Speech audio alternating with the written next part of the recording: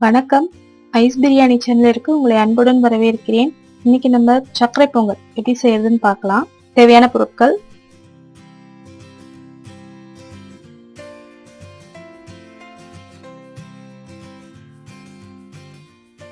அரை கப் பச்சரிசி. இந்த கப்பால தாங்க நான் எடுத்திருக்கேன். 125 ml கப்பு. இதான் அரை கப்னு சொல்லுவாங்க. 2 டேபிள் ஸ்பூன் பாசிப்பருப்பு, 1 கப் வெல்லம், 250 ml கப். இதான் 1 கப்னு சொல்லுவாங்க. பாகு வெல்லம் எடுத்துக்கிட்டீங்கன்னா ரொம்ப நல்லா இருக்கும்.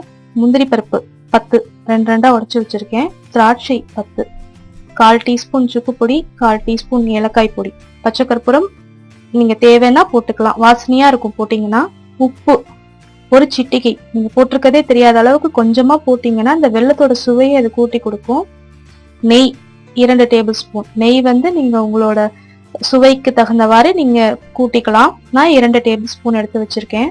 இந்த பச்சரிசி நீங்க தேர்ந்தெடுக்கும் போது 2 வகை இருக்கு. மாவு பச்சரிசி, சாப்பாட்டு பச்சரிசின்னு இருக்கு. இந்த பொங்கல் செய்யறதுக்கு சாப்பாடு பச்சரிசி நீங்க கடையில கேட்டீங்கன்னா தருவாங்க, அந்த மாதிரி வாங்கிக்கோங்க. இப்ப நம்ம இந்த அரிசியை ஒரு 2ல இருந்து ஒரு 3 முறை தண்ணீரை நல்லா அலசிட்டு ஒரு 10 நிமிஷம் ஊற வச்சிடலாம். பாசி பருப்பை நம்ம வறுத்து வச்சிடலாம். மேலும் இந்த வெல்லத்தை அப்படியே பொங்கல்ல சேர்க்காம தண்ணியில கரைச்சு வடிகட்டி அதுக்கப்புறம் நம்ம இதை சேர்த்துக்கலாம். இந்த முந்திரியையும் திராட்சையையும் நெய்ல வறுத்து எடுத்துடலாம். இந்த பாசி பருப்பை இப்ப நம்ம லைட்டா வறுத்து எடுத்துடலாம்.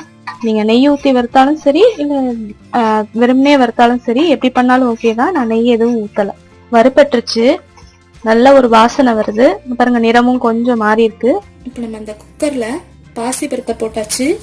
அடுத்தது அரிசி.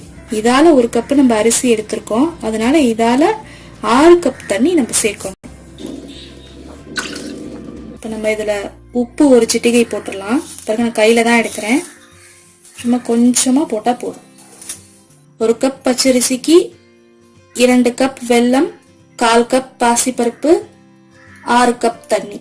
இதுதாங்க மிதமான அளவு. இப்ப இதை நம்ம அடுப்புல வச்சிடலாம். வச்சுட்டு ஒரு 3ல இருந்து 4 விசில் விட்டு ஆஃப் பண்ணலாம். இப்ப இந்த வெல்லத்தை பாருங்க, ஒரு 1/4 கப் தண்ணி ஊத்தி கரைச்சிடலாம். பாகு பதம் அதெல்லாம் எதுவும் வேண்டாம், நீங்க சும்மா கரைச்சி எடுத்துக்கிட்டீங்கன்னா போதும். இதை இப்ப நம்ம வேற ஒரு பாத்திரத்துல வடிகட்டிடலாம். வெல்லத்துல தூசி இருக்கு பாருங்க, அதெல்லாம் இப்ப நம்ம எடுத்தாச்சு. நம்ம எடுத்து வச்சிருக்க 2 டேபிள் ஸ்பூன் நெய்ல இருந்து 1 டீஸ்பூன் இதுலயே சேர்க்கிறேன். இந்த பச்சை கற்பூரமும் இதுலயே நம்ம சேர்த்துடலாம். பாருங்க, இவ்வளவே போதுமானது. இதை நுணுக்கிட்டு நம்ம அதுல சேர்த்துடலாம். இப்ப இதை நம்ம நல்லா கலந்துடலாம். இந்த நெய்யும் பச்சை கற்பூரமும் இதுல சேர்த்திருக்கிறது அவ்வளவு ஒரு மனமா இருக்குங்க. நம்ம எடுத்து வச்சிருந்த 2 டேபிள் ஸ்பூன் நெய்ல இருந்து 1/2 டீஸ்பூன் நெய் இதுல ஊத்திருக்கேன். இப்ப இந்த நெய் கொஞ்சம் உருகட்டும். முந்திரி பருப்பை ஃபர்ஸ்ட் நம்ம அதுல போட்டுடலாம்.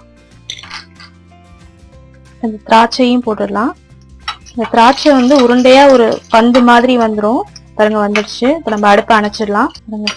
ப்ரெஷர் போயிடுச்சு. இப்ப நம்ம குக்கர் திறக்கலாம்.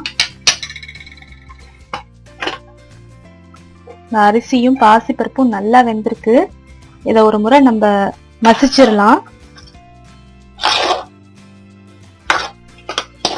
நல்லா மசிச்சு குழைவா இருந்தாதான் சக்கரை பொங்கல் ரொம்ப டேஸ்டா இருக்கும்.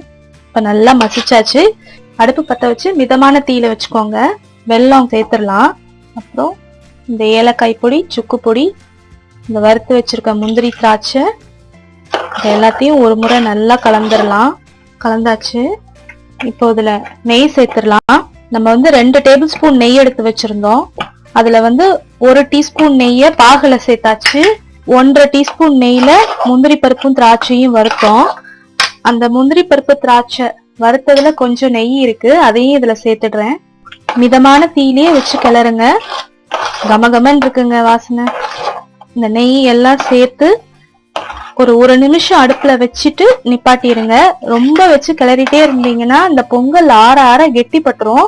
அதனால இப்ப பாக்குறதுக்கு உங்களுக்கு தண்ணியா தெரியும், ஆனா நேரம் ஆக ஆக பாத்தீங்கன்னா அது ஒரு சரியான பக்குவத்துக்கு வந்துருங்க. இப்ப நம்மளோட சக்கரை பொங்கல் தயாராயிடுச்சு. இப்ப நம்மளோட கமகமகமன் வாசனையான சுவையான சக்கரை பொங்கல் இப்ப தயாராயிடுச்சு.